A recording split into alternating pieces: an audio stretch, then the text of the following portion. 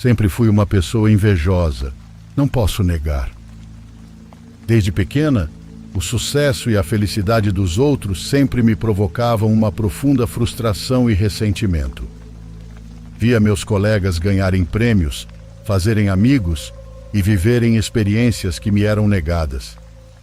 Sentia que o mundo era injusto.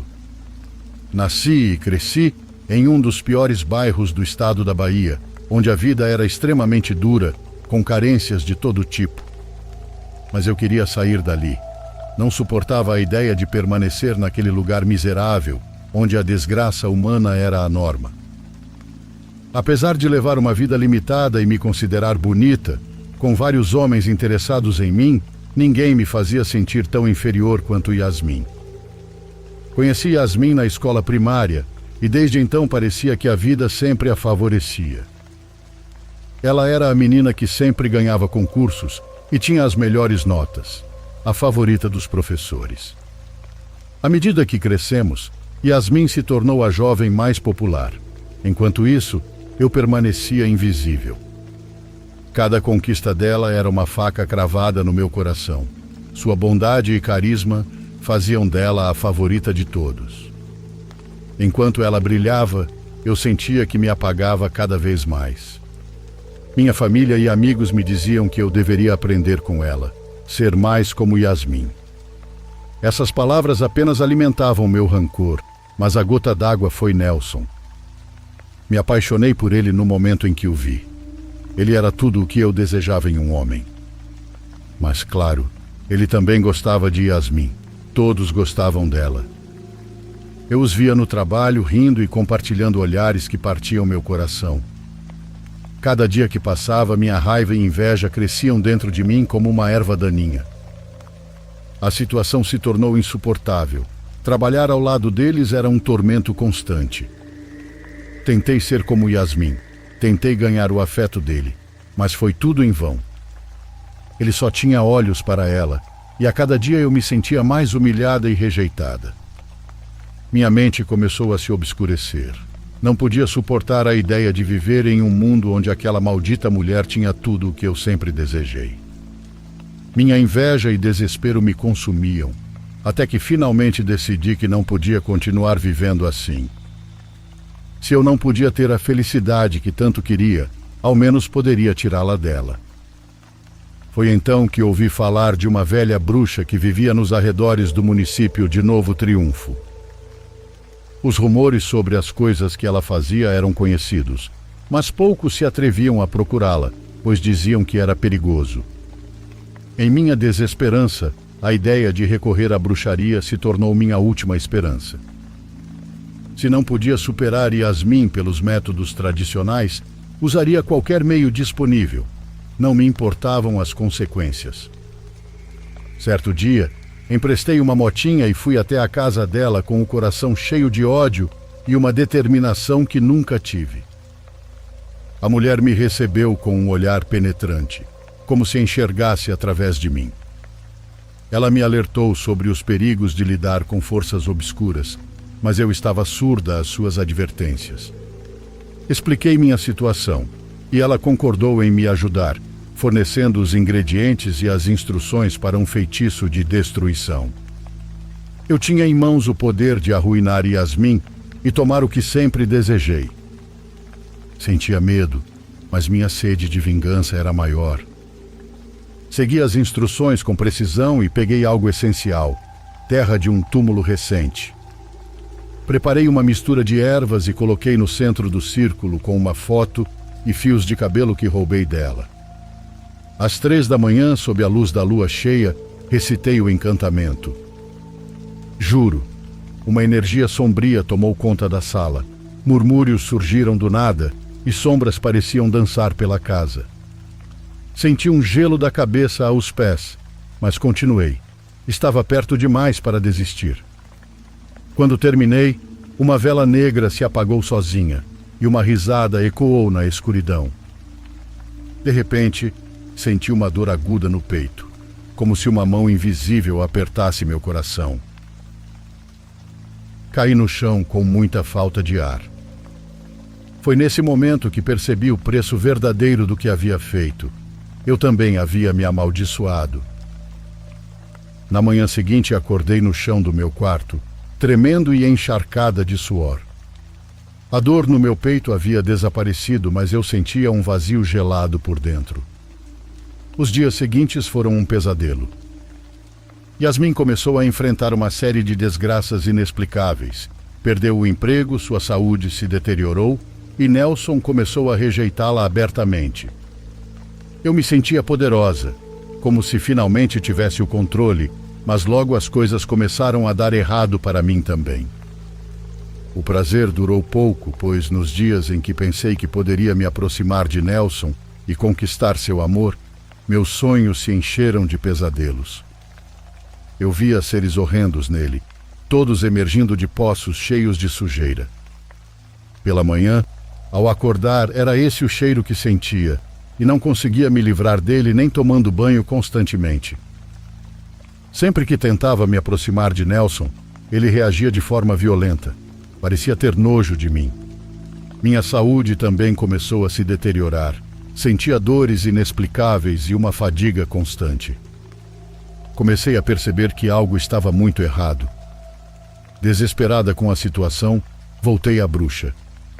Ela me olhou com uma mistura de pena e desaprovação antes de me dizer que, ao lançar o feitiço tão obscuro, eu havia aberto uma porta para forças malignas que agora estavam contra mim. Ela me advertiu que a única maneira de reverter o dano era realizar um ritual de purificação, mas isso exigia um grande sacrifício. Ao ouvi-la, eu sabia que não tinha outra opção. Aceitei e segui as instruções daquela velha. Voltei para casa e precisei procurar um objeto pessoal. Lembrei de um anel que minha mãe havia me dado quando era viva. Era um objeto de grande valor sentimental. Além disso, precisava de um galo preto para o sacrifício. Esse último me desagradava, mas não havia outro jeito. Foi difícil encontrar e comprar o galo, pois as pessoas me olhavam com nojo quando mencionava a cor, mas no final consegui achá-lo. Quando reuni todos os elementos, esperei o momento certo. Acendi as velas que rodeavam a sala da minha casa e, com grande esforço e muitos temores, realizei o ritual. Ofereci um anel e sacrifiquei um galo, e no meio do ritual senti uma presença escura me rodeando. Não sei o que aconteceu, mas as coisas saíram completamente do controle. O ambiente ficou quase irrespirável. As sombras resultantes do meu processo começaram a dançar para todo lado, e muitas moscas começaram a brotar do nada. Tentei recitar as palavras finais do ritual, mas foi em vão. Senti-me em um vórtice de coisas horrendas que eu não podia controlar. Era pesado demais para mim. Diante daquele poder maligno, minhas pernas cederam. Me contorci de dor enquanto sentia a vida escapando lentamente de mim. Eu recorria à bruxa direto, buscando desesperadamente uma solução, mas cada vez que eu ia, ela pedia mais dinheiro, mais objetos valiosos e mais sacrifícios. E a cada vez, as forças escuras ficavam mais fortes, me atormentando dia e noite. Logo perdi meu emprego e meus amigos começaram a se afastar. As pessoas me evitavam, falando por trás sobre minha aparência e meu comportamento. O isolamento e o desespero me levaram à beira da saída fácil. Me vi à beira de uma ponte e, no momento em que estava prestes a pular, senti uma presença escura atrás de mim, sussurrando em meu ouvido. Compreendi que nem mesmo a morte me libertaria das entidades que havia liberado. Elas estariam esperando do outro lado, prontas para me arrastar para um tormento eterno. Decidi fugir, deixando tudo para trás. Mudei de cidade em cidade, tentando escapar daquilo, mas as sombras me seguiam. Os sussurros nunca cessavam, e os horrores que eu havia desencadeado se manifestavam onde quer que eu fosse. Não há mais esperança. Tudo o que posso fazer é continuar fugindo e tentando me manter um passo à frente das coisas que eu mesma liberei. Minha vida é um inferno, um que eu mesma criei, e sei que não há escapatória para tudo o que fiz por ódio e inveja. Um dia, após meses de tormento, voltei para ver minha família. Para minha surpresa, encontrei Yasmin novamente. Em uma dessas coincidências que a vida nos reserva, ela estava sentada embaixo de uma árvore, rindo e aproveitando uma conversa com uma amiga. Ela parecia radiante, feliz e completamente recuperada das desgraças que eu havia causado. No início, hesitei em me aproximar, mas finalmente reuni coragem. Quando me viu, seus olhos se arregalaram, mas ela sorriu como se nada de ruim tivesse acontecido entre nós. Ela me convidou para se sentar e começamos a conversar.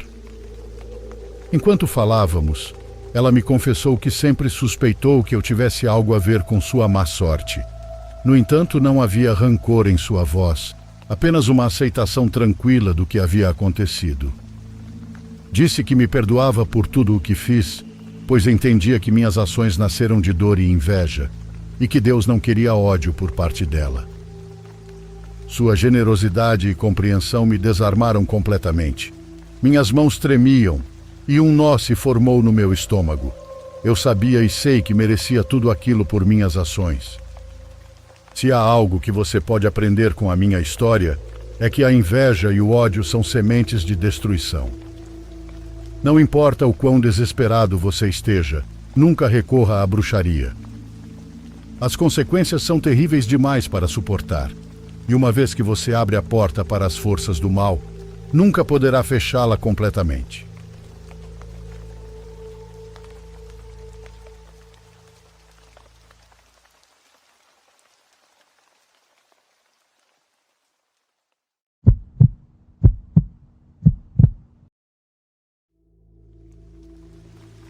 Vou contar uma história. Algo que, embora tenha acontecido há muito tempo, marcou minha vida até hoje. Tudo começou quando eu tinha 6 anos, em um pequeno povoado no centro do estado de Jalisco, no México, chamado Ocotlán. Quem já ouviu falar de lá, sabe que é comum ouvir falar de mitos e lendas que circulam pela região. Desde essa idade, eu adorava escutá-las. Sempre me aproximava dos adultos quando eles se reuniam para contar essas histórias. Não importava o quão assustadoras fossem. Eu amava estar lá, ouvindo sobre aparições da Chorona, do Homem do Saco e tantas outras histórias com várias versões. Certa vez, na casa dos meus avós, meus primos mais velhos fizeram uma fogueira para contar histórias. Lembro-me de que, naquele dia, brinquei muito e passei horas nadando no rio, ficando exausto. Então, naquela noite, decidi não ir escutar. Entrei na casa e fui dormir em um quarto que dividiria com os primos que estavam lá fora. Estava desconfortável com as almofadas da minha avó, que ela mesma fazia com trapos rasgados. Foi então que senti uma das almofadas escorregar debaixo da minha cabeça e cair no chão. Não abri os olhos. Estava apenas deitado, sem me cobrir por causa do calor, quando senti algo me acertar no rosto com a almofada, como se alguém tivesse me golpeado com força e raiva. Não parecia uma brincadeira, mas sim um ataque de ódio. Acendi a luz pensando que minha avó estivesse brava ou que meus primos estivessem brincando, mas não havia ninguém. Todos continuavam do lado de fora. Talvez porque eu era uma criança, não dei muita importância e voltei a dormir. Estava cansado demais para investigar ou reclamar. Em algum momento, meus primos entrariam no quarto e eu não tinha motivos para ter medo. Em algum momento, um som me acordou. Tive a sensação de ter dormido por horas, mas ninguém tinha entrado ainda. Era uma daquelas vezes em que você sente que dormiu a noite inteira, mas apenas alguns minutos se passaram. Levantei, saí para o quintal, vi que todos ainda estavam na fogueira e voltei para me deitar. Foi exatamente nesse momento que ouvi algo novamente, mas agora bem próximo ao meu ouvido. Era o som de alguém que parecia não conseguir respirar, como se estivesse sufocando, puxando o ar pela boca. Senti que precisava ficar quieto, não gritar nem me mover. Apenas apertei os olhos e permaneci imóvel. Algo começou a se mover ao redor da cama. Senti dedos longos, ásperos e duros tocarem minha cabeça. Não consegui evitar. Comecei a chorar. Minha avó deve ter me ouvido, porque entrou no quarto e perguntou o que tinha acontecido. Contei tudo a ela e depois a todos, mas ninguém acreditou. Disseram que isso acontecia com crianças que escutavam histórias de terror, que tinham pesadelos e imaginavam coisas. A partir desse dia, proibiram-me de me juntar às fogueiras. Isso me magoou, e minha vida começou a ficar mais difícil sempre que visitava aquela casa. Eu passava muito tempo sozinho e sentia cada vez mais medo. Para evitar ficar sozinho, comecei a dormir no chão do quarto da minha avó. Sentia que sempre havia algo me seguindo, me observando, embora eu não pudesse vê-lo. Uma noite ouvi a risada dos meus primos ao longe e saí para vê-los. Triste por me sentir excluído, pensei que se eles me vissem, talvez se compadecessem e me deixassem participar. Caminhei lentamente em direção à fogueira, mas atrás do círculo formado pelos meus primos, vi algo. Era uma figura muito alta e sua pele parecia grudada aos ossos, como se estivesse apodrecendo. Vi aquela coisa imóvel, até que sua cabeça se inclinou de forma antinatural, pendendo como se estivesse quebrada. Corri o mais rápido que pude de volta para o quarto da minha avó. Me cobri com os lençóis, peguei sua caixinha de salmos e comecei a ler, implorando para que minha avó acordasse e acendesse a luz, mesmo que fosse para me repreender. Depois de um tempo, comecei a adormecer até ouvir um barulho. Pensei que minha avó tivesse se levantado, mas aquele som era apenas de alguém que havia se mexido. Estava enrolado no lençol havia horas, quase sufocando. Então decidi me descobrir e, como estava deitado no chão, fiquei de frente para aquilo. Aquilo que estava debaixo da cama da minha avó era o mesmo ser que tinha visto perto da fogueira. Ele parecia estar esmagado no pequeno espaço debaixo da cama, mas de alguma forma estava ali. A partir daí, esse ser começou a me seguir. Sempre que eu estava sozinho, ele aparecia à distância, me observando.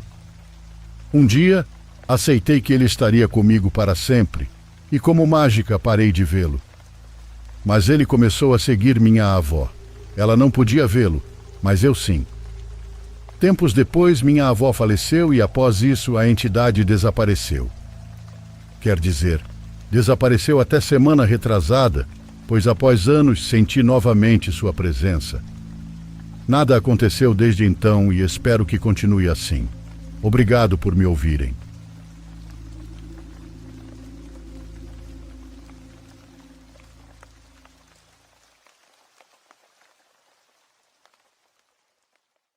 Por favor, curta e se inscreva se você estiver gostando. Agora continuamos.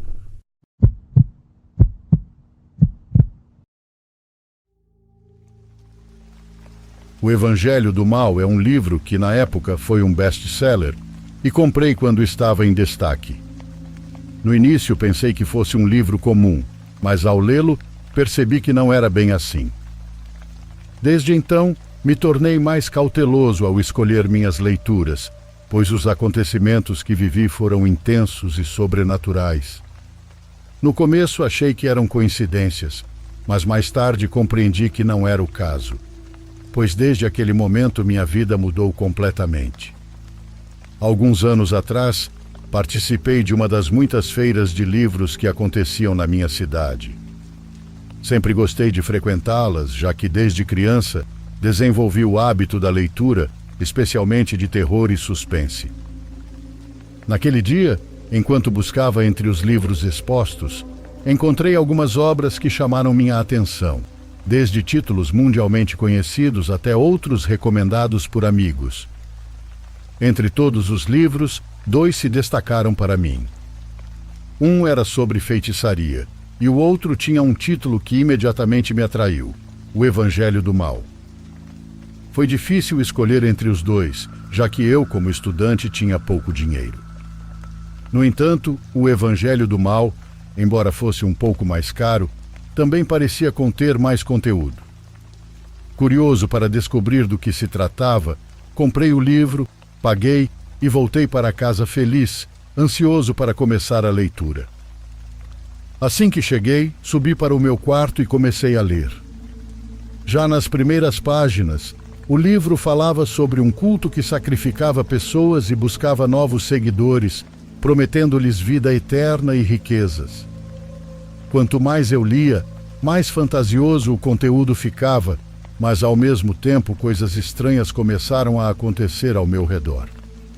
No livro, eram descritos rituais realizados pelo culto para invocar um demônio. Este demônio era apresentado como o forjador de armas do inferno, hierarquicamente logo abaixo de Lúcifer.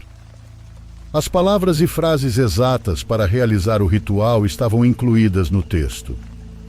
Para entender a narrativa, acabei lendo esses trechos. Instantes depois, comecei a ouvir ruídos estranhos no telhado da minha casa, mas ignorei, achando que eram os gatos do vizinho. A leitura me envolveu de tal forma que no primeiro dia li 70 páginas sem parar. Quando olhei o relógio, eram 00:30, e fiquei surpreso porque precisava acordar às 6 para trabalhar. Ao tentar dormir, lembrei-me de alguns trechos do livro, o que me deixou inquieto na cama. A narrativa, embora fictícia, descrevia práticas reais de certos cultos. Enquanto minha mente vagava, comecei a ouvir barulhos dentro da casa, vozes na cozinha e na sala, como se duas pessoas conversassem em tom baixo, com risadas sinistras que me causaram calafrios. Tomei coragem, acendi as luzes e os sons cessaram. Mais tranquilo, coloquei fones de ouvido e liguei uma música calma para tentar dormir. Contudo, ouvi uma interferência estranha nos fones. Algo que não fazia sentido, pois a música estava armazenada no aparelho, sem conexão com nenhuma estação. Desconectei e reconectei os fones, e o som voltou ao normal. Finalmente adormeci, mas fui acordado pelo som de um objeto caindo na cozinha. Achei que alguém tivesse invadido minha casa. Peguei um tubo de metal para me defender e desci para investigar. Não havia ninguém, mas encontrei um prato de comida caído no chão. Quando me virei para voltar ao quarto, ouvi passos no andar de cima. Subi rapidamente, trancando-me no quarto, onde dormi com as luzes acesas. No dia seguinte, após uma noite mal dormida, retomei minha rotina. À noite encontrei o livro sobre a mesa da sala. Achei estranho, pois lembrava de tê-lo deixado na mesinha ao lado da cama. Mesmo assim, ignorei e continuei a leitura, ainda atribuindo os acontecimentos à coincidência. Conforme lia, o livro detalhava a invocação bem-sucedida do demônio. Aos poucos, situações perturbadoras começaram a se intensificar. A comida do refrigerador estragava rapidamente, a televisão parou de funcionar e até o gato do meu vizinho apareceu morto no quintal. Certa noite, enquanto buscava minha mochila na sala, ouvi uma voz feminina chamando meu nome do andar de cima. Era a voz da minha namorada, que estava viajando com a família. Assustado, saí correndo, mas ao tentar abrir o portãozinho que dá para a rua, uma força inexplicável impediu que ela se movesse. No momento não soube o que fazer e me sentei em um canto do quintal para rezar. Estava muito nervoso, pois nunca havia passado por algo sobrenatural e naquele dia estavam acontecendo coisas que iam além do meu entendimento. Alguns minutos depois, abri os olhos e senti que o ambiente estava mais tranquilo. Então peguei meu computador, ainda na mochila, e saí rapidamente de casa sem olhar para trás. Dessa vez consegui abrir o portão normalmente e fui até a casa do meu irmão, tentando esconder a preocupação que estava sentindo. Subi para o quarto que ele havia preparado para mim, uma rotina que costumava fazer em casa antes de dormir. Verifiquei se tudo estava em ordem com meu computador na mochila, mas ao abri-la tive outro susto. O livro estava lá dentro. Desta vez, eu tinha certeza de que não o havia colocado lá. Peguei o livro e, com raiva e desespero, o joguei com força pelo vitrô que dava para a rua. Tinha certeza de que aquele livro era a origem de tudo que estava acontecendo. Tentei dormir, mas, ao fechar os olhos, começaram a surgir imagens de sombras na minha mente. Eram amorfas, mas logo se transformaram em silhuetas de demônios, com chifres, cauda longa e encurvados, exatamente como já havia visto na televisão. Essas figuras carregavam sorrisos macabros que me faziam despertar abruptamente. Naquela noite tive tantos pesadelos que não consegui dormir. Decidi descer para a sala do meu irmão e assistir TV, ficando acordado por várias horas até o amanhecer. Já no domingo de manhã, subi para dormir um pouco no quarto. Qual não foi minha ingrata surpresa ao encontrar o livro no meio da cama desarrumada? Ouvi os lixeiros gritarem no fim da rua e aproveitei para tirar o lixo da cozinha, envolvendo o livro em um saco plástico. Esperei o caminhão de lixo passar para me livrar dele. Após o caminhão levar o saco embora, voltei à casa do meu irmão. Com um pouco de temor, retornei à minha própria casa e comecei a arrumar tudo que estava fora do lugar. Depois de cerca de 1 hora, subi para dormir, exausto. Desde então, nada mais aconteceu em casa, mas por várias semanas tive pesadelos nos quais o livro aparecia em todos os lugares para onde ia em meus sonhos. Além disso, sonhava com um grupo de pessoas realizando rituais e repetindo o nome de um demônio. Durante esse período, sempre acordava entre as 3 ou 4 da manhã, sentindo um calor insuportável. Tinha que descer para tomar água gelada ou dormir com o ventilador na potência máxima. Todos os dias acordava pensando que, a qualquer momento, encontraria o livro novamente. E, infelizmente, não estava errado. Certa vez, ao voltar do cinema com minha namorada, encontrei uma sacola na frente de casa. A peguei e, ao abri-la, lá estava o livro novamente. Dei um grito tão alto, misturando angústia e terror, que meus vizinhos saíram para ver o que estava acontecendo. Quando me perguntaram se estava tudo bem, respondi que sim, mas que se contasse o que havia acontecido, achariam que eu estava louco. Lembrei-me que a mãe do meu amigo conhecia pessoas que faziam limpezas espirituais e mexiam com bruxaria. Liguei imediatamente para ele e pedi, com urgência, o contato de alguém de confiança. Após anotar o número, liguei para essa pessoa e expliquei rapidamente a situação. Ele me deu instruções de como guardar o livro para que nada mais acontecesse e pediu que o levasse no dia seguinte para que encontrássemos uma solução. Segui todas as instruções. Borrifei o livro com água benta, o cobri com uma cruz e o guardei em uma bolsa bem fechada, usando luvas para não tocá-lo diretamente. Após isso, consegui finalmente dormir uma noite tranquila. No dia seguinte, levei o livro para a consulta. A pessoa que me atendeu, que chamarei de Juan, analisou o livro e disse que ele tinha uma energia muito forte. Segundo ele, o livro havia sido usado em um ritual mal sucedido, absorvendo uma energia maligna. Juan realizou uma limpeza espiritual em mim, envolvendo plantas aromáticas, incensos e orações, e me recomendou que queimasse as roupas que usei naquele dia. Desde então voltei a ter noites tranquilas, e nunca mais soube o que aconteceu com o livro.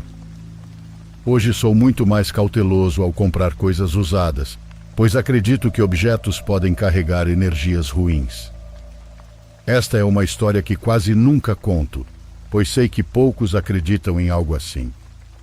Mesmo assim, decidi compartilhar para alertar outras pessoas.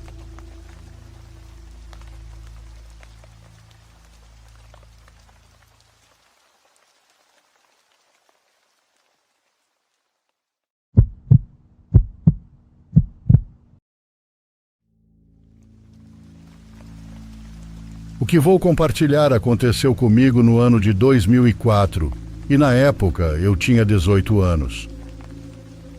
Em um fim de semana, junto com meus amigos e colegas da universidade, decidimos explorar uma floresta no estado do México.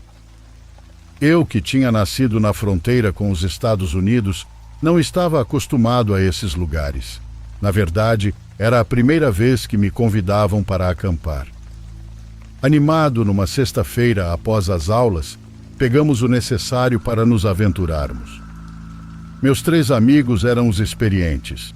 Eles levaram as barracas de acampamento e tudo o que era preciso para passarmos alguns dias tranquilos, cercados pela natureza. Pelo menos essa era a ideia que eu tinha da floresta. Por volta das 5 da tarde, seguimos por uma trilha estreita que nos conduziu ao interior da densa mata. Era como se ela estivesse nos engolindo.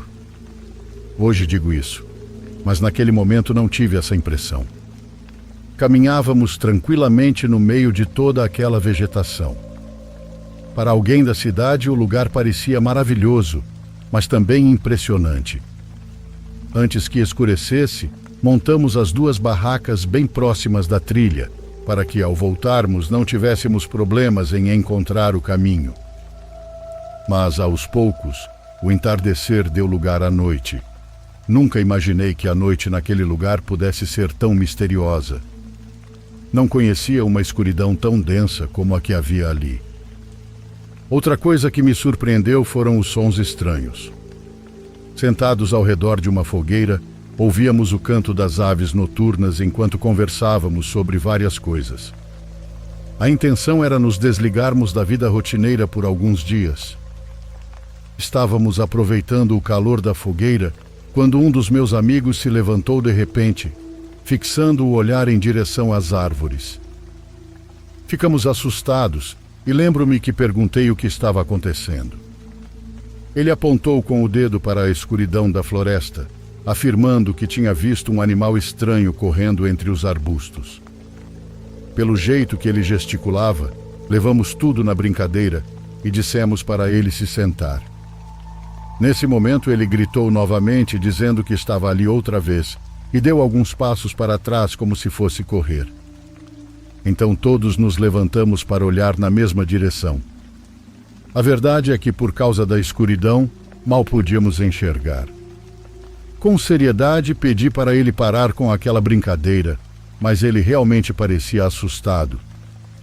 Ele insistiu que era sério e até pegou um dos troncos em chamas para se defender. Os outros começaram a ficar ainda mais nervosos, pois ele voltou a apontar para o mesmo lugar. Talvez contagiado pelo nervosismo dele, também vi. Ainda não consigo afirmar que tipo de criatura era aquela. Havia um animal em pé sobre as patas traseiras, completamente preto. Ele estava tão corcunda que era possível distinguir sua coluna arqueada, e as patas pareciam desproporcionais em relação ao resto do corpo. Entre os arbustos, aquela coisa bizonha nos observava fixamente. Outro amigo gritou que havia mais um atrás de nós. Quando nos viramos, era verdade. Agachada entre troncos, outra criatura nos espiava. Começamos a nos assustar, pois podia haver ainda mais deles, e parecia que estávamos sendo cercados. Embora não tentassem nos atacar, era evidente que nos observavam com curiosidade. Todos pegamos pedaços de madeira em chamas para tentar espantá-los. Horrorizados, víamos seus corpos se movendo como macacos, mas com cabeças de cachorro e mostrando os dentes. Nos olhávamos sem saber o que dizer. Ninguém acreditava que aquilo fosse real. Quando uma daquelas criaturas começou a caminhar em nossa direção, provavelmente para nos atacar, todos corremos para o fundo da floresta tentando nos salvar. Na minha corrida desesperada, não percebi em que momento me separei dos outros. Ao parar, percebi que estava sozinho no meio de toda aquela mata. Naquele momento, não conseguia processar o que estava acontecendo. Olhei para todos os lados, tentando encontrar meus amigos, mas só via árvores e mais árvores. Entrei em desespero e comecei a correr de volta.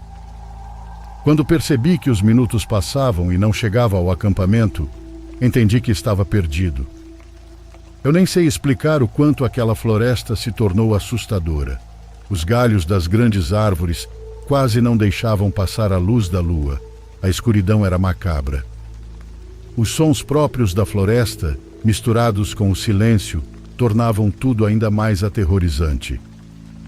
Eu me sentia sozinho no meio do nada, Quem já se perdeu sabe o quanto isso é terrível. Talvez por causa do nervosismo, comecei a imaginar sombras estranhas escondidas entre pedras e troncos. Então voltei a correr, sem rumo. Depois de um tempo que pareceu interminável, vi ao longe a luz da nossa fogueira. Controlei a emoção para não correr até lá. Caminhei devagar, notando que havia silhuetas no acampamento que não pareciam ser dos meus amigos. Quando me aproximei o suficiente, tudo estava em silêncio. Com cuidado, olhei para dentro de uma das barracas, mas estava vazia. Fui até a outra, e lá estavam meus 3 amigos com expressões de pavor. Eles me puxaram para dentro e pediram para eu não fazer barulho. Ficamos escondidos na barraca, se é que se pode chamar aquilo de proteção. Passamos aquela terrível noite ouvindo rosnados e ruídos estranhos que preferimos não investigar. Assim que amanheceu, pegamos a trilha e saímos do bosque. Essa foi a primeira e última vez que troquei minha cama quente por um acampamento no meio do mato.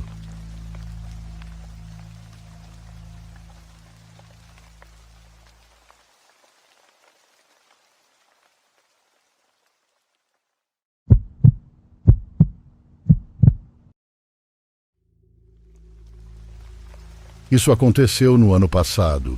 Era final de novembro e foi a primeira nevasca da temporada. Não deveria ser nada demais, apenas alguns centímetros de neve. Cheguei em casa do trabalho por volta das 8 horas da noite e a neve já tinha começado. Esquentei um pedaço de pizza que sobrou e fiquei no andar de baixo por algumas horas. Por volta das 10 fui para o meu quarto e sentei-me na minha escrivaninha com o laptop. Antes mesmo de abrir algo para assistir, ouvi um barulho bem acima de mim. Parecia um baque no teto. Achei que provavelmente era o peso da neve no telhado e que não era algo para me preocupar muito. Embora, para ser honesto, eu estaria mentindo se dissesse que não fiquei um pouco preocupado. Era meu primeiro inverno naquela casa e ela não estava em suas melhores condições. Então parte de mim se preocupava com possíveis vazamentos ou outros problemas que a neve pudesse causar. Tentei não pensar muito nisso e continuei procurando algo para assistir, mas o barulho aconteceu de novo. Outro baque reverberou no teto. Olhei para cima e percebi que os sons continuavam, quase como se seguissem uma linha reta pelo teto.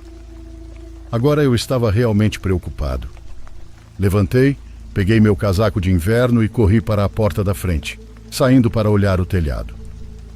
Para minha surpresa, do lado do telhado que ficava acima do meu quarto, não havia neve. Toda a neve tinha deslizado e formado uma pilha na frente da casa. Olhei para o outro lado do telhado e lá a neve ainda estava intacta. Olhei para as casas dos meus vizinhos e todas ainda tinham neve acumulada nos telhados, como era esperado. A maneira como a neve caiu de apenas um lado do telhado não parecia natural, como se algo estivesse errado com o telhado ou outra coisa tivesse causado isso. Provavelmente o que estava provocando aqueles barulhos que ouvi. Sem mais respostas e com meu corpo começando a tremer de frio, voltei para a porta da frente. Abri a porta e entrei apressado, batendo as botas no tapete da entrada. Mas quando olhei para cima, meu coração quase parou. Havia poças de água pelo corredor. Fiquei parado olhando ao redor e vi água espalhada pela sala de estar e até subindo pelas escadas ao meu lado. Bastou um segundo para eu notar uma pegada em uma das poças. Imediatamente dei meia volta e saí correndo para fora. Fiquei parado na rua e liguei para a polícia, tremendo, enquanto tentava explicar minha situação. Cerca de 30 segundos após iniciar a ligação, vi algo se mover em uma das janelas do meu quarto. Momentos depois, uma figura apareceu atrás do vidro, olhando para mim. A pessoa ficou lá por apenas um segundo e então recuou. Não vi mais nada o resto do tempo enquanto esperava pela polícia. Enquanto esperava, fui juntando as peças na minha cabeça. Alguém tinha subido no telhado, fazendo a neve deslizar enquanto caminhava. Havia várias janelas por onde poderiam ter entrado, e eu sinceramente não sabia se elas estavam trancadas ou não. Quando a polícia chegou, não encontraram o intruso na casa, mas basicamente confirmaram minha teoria. Havia várias árvores ao redor da casa que qualquer um poderia facilmente escalar, e as janelas acessíveis tornavam a casa um alvo fácil. Pelo menos os oficiais acreditam que essa foi a razão do invasor ter escolhido minha casa, por ser um alvo simples. Nada foi roubado, mas o jeito como as pegadas passaram por toda a casa parecia assustador, como se estivessem procurando por mim. O mais estranho é que eu devo ter saído para checar o telhado exatamente no momento em que aquela pessoa entrou pela janela. Se eu tivesse demorado mais, poderia ter ficado cara a cara com ele. Ou se tivesse voltado mais cedo, talvez não tivesse percebido as pegadas pela casa. Já faz quase um ano desde isso, e até agora nada mais aconteceu. Talvez tenha sido apenas uma tentativa única, mas acho que nunca vou me sentir seguro com todas as incertezas sobre o que aconteceu naquela noite.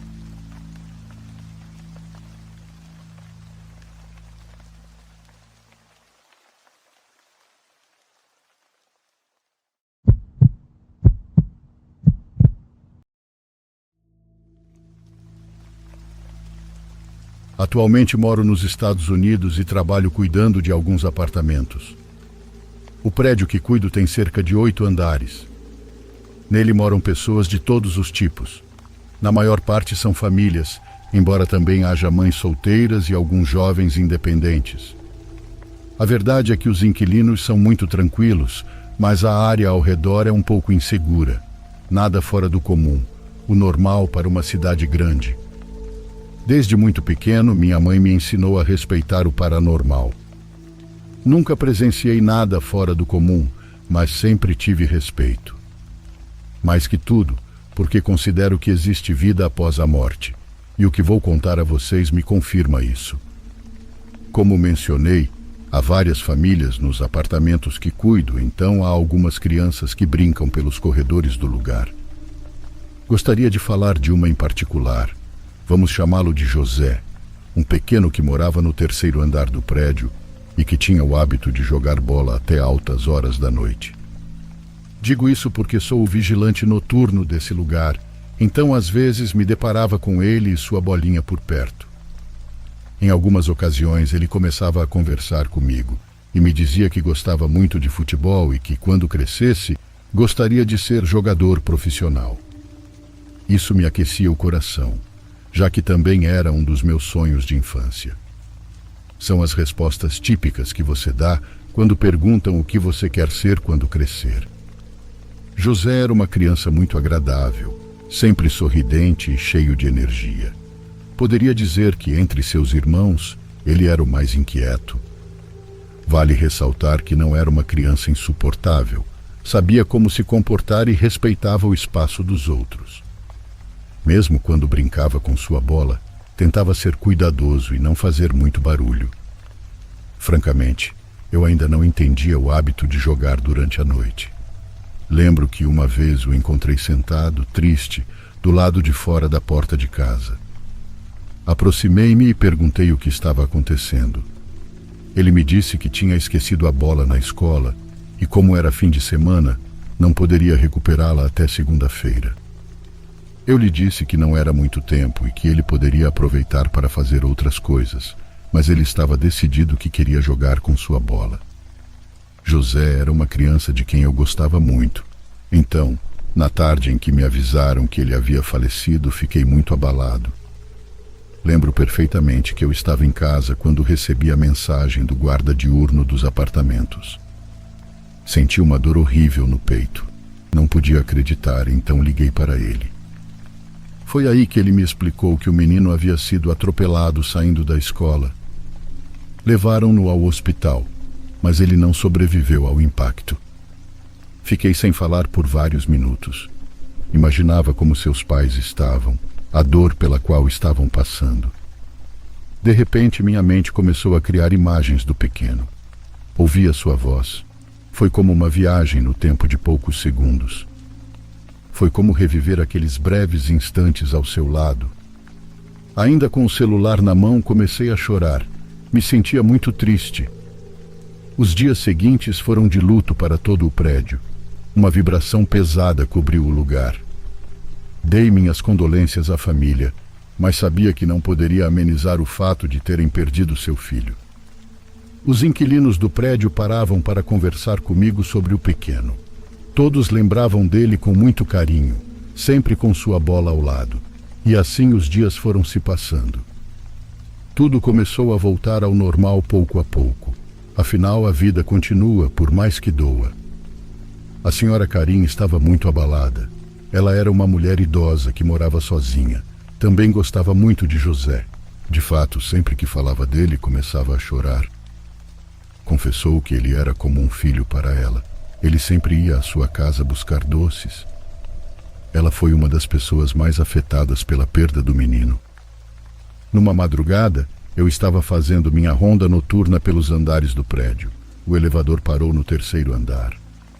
Nos últimos dias eu tentava não passar muito por lá, principalmente porque me doía muito. Ainda estava muito fresco na minha memória e não sei, simplesmente tentava evitar. Lembro que cheguei ao final do corredor e dei meia volta para voltar ao elevador. Foi nesse momento que eu vi uma bola quicando. Por instinto olhei, mas não havia nada. Achei que tinha imaginado. Pensei que talvez fosse o fato de sentir falta do menino, então deixei passar. Mas não foi a única vez que ouvi. Aconteceu várias noites depois. Em certas ocasiões, quando subia ao 3º andar, ouvia o mesmo som. E para ser sincero, não me dava medo. De certa forma, eu gostava. Era reconfortante. Não sei porquê, mas pensava que o José queria brincar comigo. E isso me fazia sentir uma leve calidez no peito. Às vezes, até falava com ele. Contava sobre o meu dia e imaginava que ele me respondia. Lembrava de sua voz dizendo que queria ser jogador profissional. Em algumas ocasiões, quando já era muito tarde da madrugada e ouvia o som, eu dizia que já era hora de dormir, que os anjinhos no céu também precisam descansar e que não era hora de brincar com a bola. Lembro muito bem de uma ocasião específica. Caminhei até o final do corredor, como sempre fazia. Fiquei parado olhando pela janela por alguns segundos. Podia ver a rua vazia abaixo de mim. Voltei ao elevador para ir ao 1º andar. Me aproximei e apertei o botão. Ele abriu rapidamente. Entrei e me virei para fechá-lo. Justo quando as portas estavam se fechando, vi ele parado em frente a mim. E não estava no final do corredor. Era o José. Estava a menos de 1 metro do elevador, iluminado pela luz que saía dele. Não vou negar que me assustei. Era o rosto dele que eu estava vendo, o rosto de um falecido. Fiquei em estado de choque. A porta terminou de se fechar e eu não sabia como reagir. O elevador começou a descer e se abriu novamente no 1º andar. Minha respiração estava ofegante e, de repente, a vontade de chorar me invadiu. Foi aí que me desmoronei completamente. Comecei a chorar como uma criança. Tentei subir de novo, mas obviamente não havia nada. O corredor estava vazio. Sentia que meu coração ficava cada vez menor. Continuei chorando por um bom tempo. Não tive medo, mas uma profunda tristeza. É que seu rosto estava tão perto de mim. Ele me olhava como sempre fazia, com aquele brilho em seus olhos. Fiquei no corredor por vários minutos mais. Lembrei de todas as vezes que o vi jogando bola, o futuro que ele tinha pela frente e as coisas que poderia ter feito quando crescesse. Mesmo hoje, ao lembrar, sinto arrepios. Suponho que ele veio se despedir, pois nunca mais ouvi o som da bola quicando no corredor. A primeira coisa que fiz naquele dia ao chegar em casa foi acender uma vela. Contei à minha esposa o que havia vivido e ela dedicou uma oração naquela noite. Disse que estava feliz por eu ter tido a oportunidade de vê-lo novamente. Ela sabia o quanto eu gostava dele. Sua lembrança me trouxe muita paz e só espero que o pequeno esteja descansando em paz. Antes de dormir, sempre dedico um pensamento a ele. Embora eu não o ouça mais no corredor, às vezes falo com ele. Talvez ele não queira mais ouvir um velho como eu, mas ele se tornou meu melhor amigo. É como se sua essência me acompanhasse quando caminho pelo corredor daquele prédio.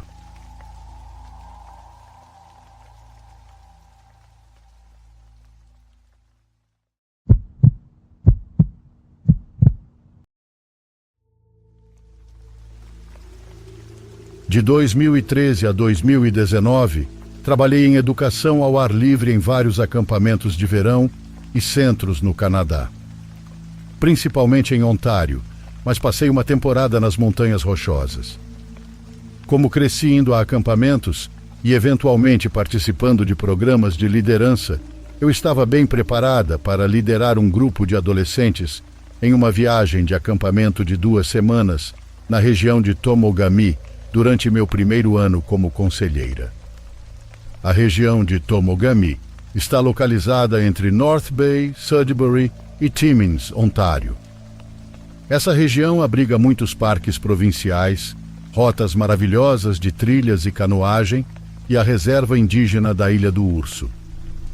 Nossa rota era bastante típica, começando na região de Whitefish Falls e terminando na rodovia 11, após 14 dias de remo, portagens, trilhas e fogueiras.